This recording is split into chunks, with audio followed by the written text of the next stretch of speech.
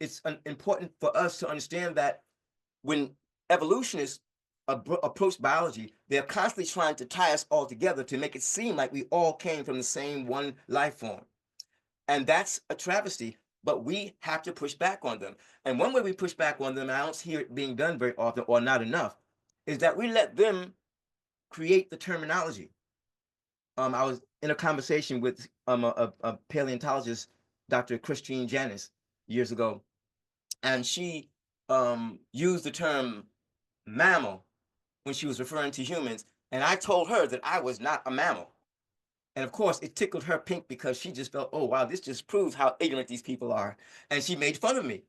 And I didn't feel offended by it. I was glad that she thought that it was funny, but she didn't. I didn't allow her to make me accept that term because the term mammal is not a term that the Bible gives human beings, and the term connects us to animals in a way that evolutionists wants to connect us. So this is just one example of how we have to stop allowing their terminology tactics to control the discussion.